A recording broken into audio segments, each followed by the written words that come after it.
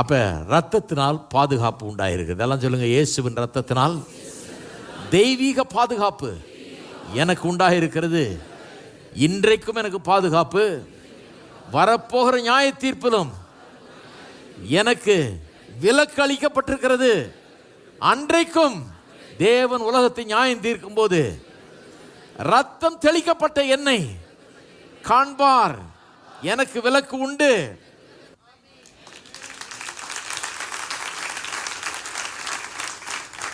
இன்னைக்கும் கர்த்தர் உங்களை தினந்தோறும் அப்படி தான் பார்க்குறாரு. என்ன ஒன்று, நம்ம அப்படி பார்க்கறது இல்லை.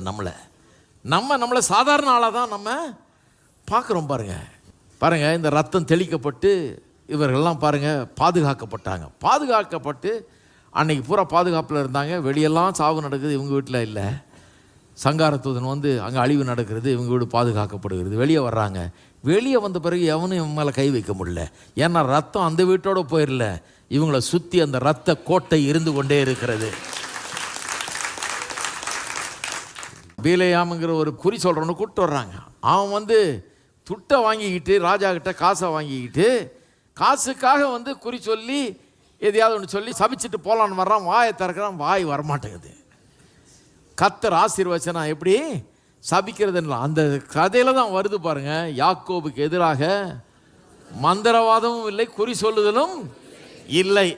எல்லாம் சொல்லுங்க, இல்லை. மந்திரவாதமும் இல்லை, குறி சொல்லுதும் இல்லை. அப்போ தகடை பற்றி யாரும் பேசவே கூடாதீங்க. செய்வினை வச்சுட்டாங்க, மண்ணை எடுத்துட்டாங்க, அதை இங்கே வச்சுட்டாங்க, என்னமோ பண்ணிட்டாங்க, செஞ்சிட்டாங்க. இந்த பேச்சே இங்கே இருக்கக்கூடாது சொல்கிறேன் நான். ஏன்னா இங்கே என்ன பேச்சு? இயேசுவின் ரத்தம் என்னை சுற்றி தெளிக்கப்பட்டிருக்கிறது.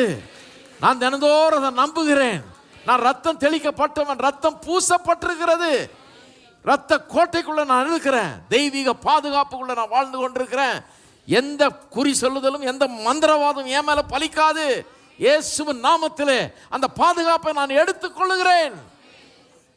இதுதான் இப்போ இந்த சபையில் மிஸ்ஸிங்காக இருந்துச்சு. இயேசுவின் ரத்தம் ஒரு பக்கம் சொல்லிட்டு ஒரே கன்ஃபியூஷன். இந்த பக்கம் இயேசுவின் ரத்தம்ன்றது, அந்த பக்கம் தகடு தேடிட்டு இருக்கிறாங்க. இன்னொரு ஆள் அவர் ரத்தம் ஜெயம்னு தேடிட்டு இருப்பார். அவர் ரத்தம் ஜெயம்னா தகடு என்ன பண்ணுவோம்? ரத்தத்துக்கு என்ன வேல்யூ, இந்த தகடுக்கு என்ன வேல்யூ? தகடு காலனா கூட வேல்யூ இல்லாத தகடு. அதில் எந்த வல்லமையும் கிடையாது. ரத்தத்தில் சர்வலோகத்தின் பாவத்தையும் கழுவுகிற வல்லமை. அன்றைக்கு பார்வோன் கையிலிருந்தவர்களை விடுவிக்கிறது மட்டும் இல்லை, பிசாசின் கையிலிருந்தவர்களையே விடுவிக்கக்கூடிய வல்லமை இந்த ரத்தத்தில் இருக்கிறது. இருக்கீங்களா? எத்தனை பேர் இருக்கிறீங்க?